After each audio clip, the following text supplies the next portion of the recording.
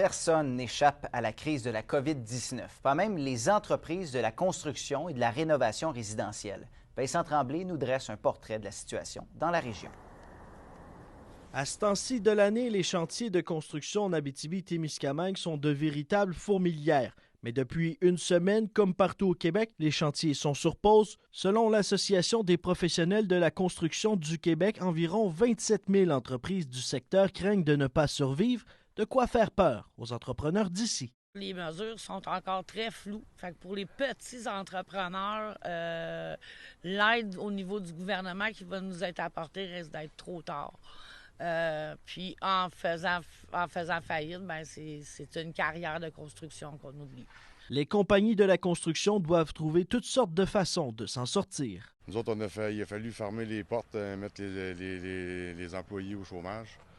On a à peu près pas le droit de faire grand-chose. Une bonne affaire, on reste à la maison, là, mais pour les revenus, ça fait quand même dur, là. Les DAS, les TPS, les TVQ, tout rentre au poste, les billes rentrent, puis on n'a aucun argent qui rentre. Pour 2 entrepreneurs sur 3, ça se traduit par une baisse immédiate du chiffre d'affaires, des pertes de 10 à 50 %. C'est un des éléments importants à retenir, c'est qu'un entrepreneur de construction doit détenir une licence d'entrepreneur délivrée par la Régie du bâtiment du Québec. Et puis, en faisant faillite, la licence d'entrepreneur cesse d'avoir effet. Donc, l'entrepreneur perd le droit, à partir de la date de la faillite, perd le droit d'exercer dans l'industrie de la construction.